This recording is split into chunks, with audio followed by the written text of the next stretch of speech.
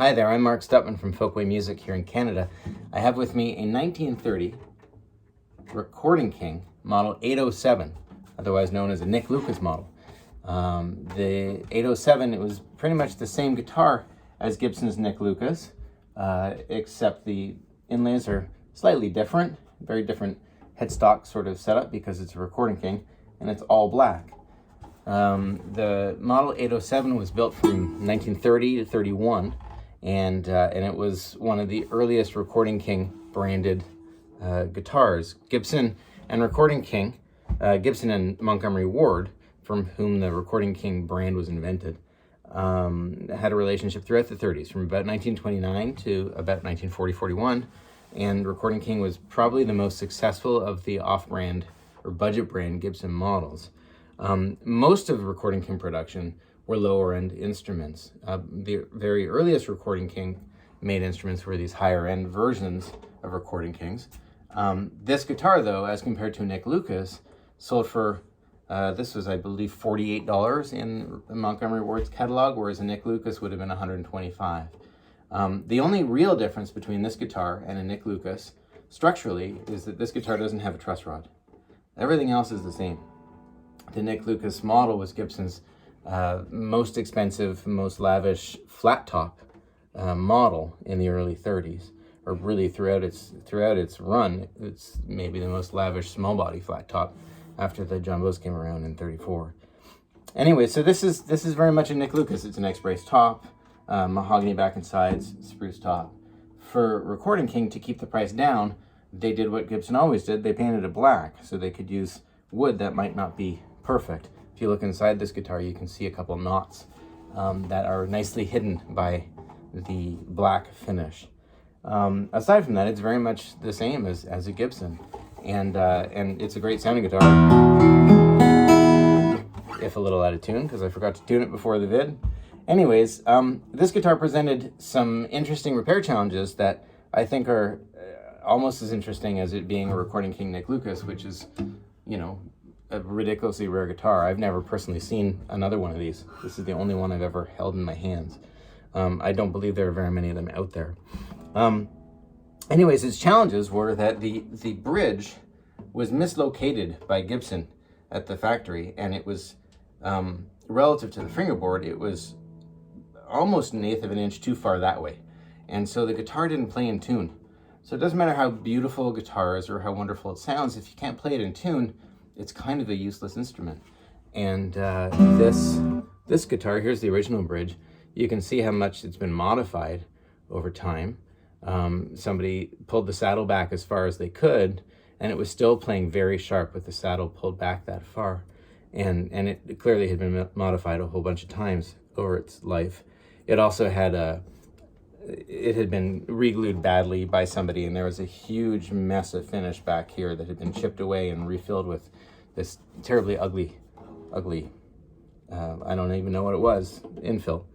Anyways, the other problem that this guitar had, as most old guitars have, is that the neck angle wasn't very good.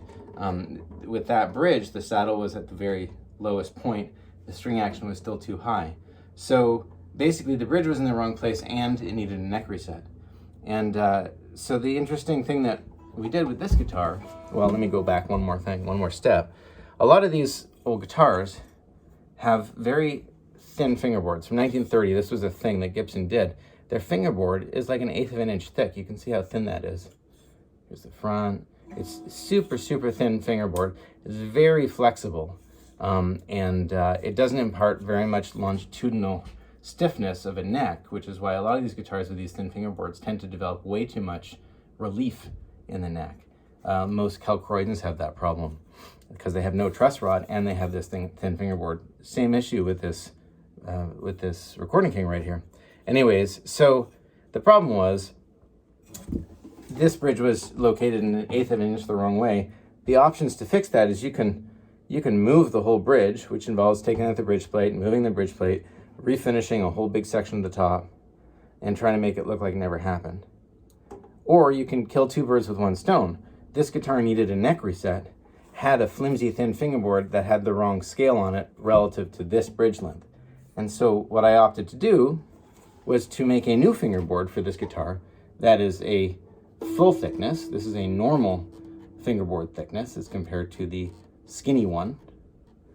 And here you can see the scale length difference. I basically put a different scale on the fingerboard. You can see how the frets are in different places. All right, so it's not a huge difference, but it's certainly different enough to make the end result actually play in tune, which let me leave the bridge exactly where it was, leave the bridge plate intact, leave the bridge pinholes in the exact same spaces, and make a normal early 30s Gibson bridge, aged and everything. And you can see right back here, there's a pretty significant finish touch-up. There are pictures of that on Instagram, but anyways, this touch-up turned out pretty well. I'm really happy with it. Black guitars can be really difficult to match finish on. The blacks that we have today are very different than the blacks that existed in the 30s because of the chemistry involved. Anyways, so the fingerboard, this guitar also had a very worn neck, which in all honesty makes a fingerboard replacement easier because you have less finish to worry about. But anyways, there's the fingerboard. And aged it up top to make it look, you know, like it matches properly. New side dots. The inlays have been reused from that original board. Might as well reuse those again. And that's the original nut, and it's just been shimmed to fit. And so the actual length of the fingerboard end to end is the same as this original one, which is why I was able to reuse the original nut. But the thickness is different and the frets are in different places. And now the guitar plays in tune, which was a neat thing. And it also saves us the need to reset the neck, which on this kind of guitar is a very tricky thing to do. The heels are very skinny on these necks and they're very long. And the tail of the dovetail ends about here. And so this whole little skinny section here is unsupported.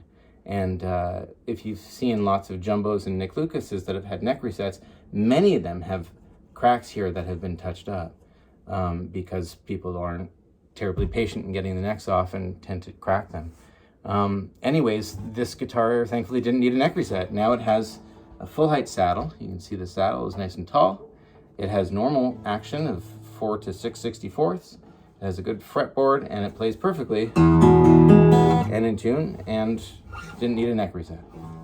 Anyways, I felt really happy with the end results of this and thought it was a super cool guitar that no one ever sees, and B, a kind of an interesting repair. So there you go. You can take another little look at what this guitar is all about. Again, Nick Lucas depth and neat square-shaped kind of Kelcroydon headstock. And I love the engraving of the Recording King, engraved in mother of pearl. Anyways, there you go. This is a neat instrument that is soon going to be on its way home to its owner, who I hope will be very happy with it. Anyways, thanks for watching. I hope you all take good care, and we'll see you around the next video. Bye-bye.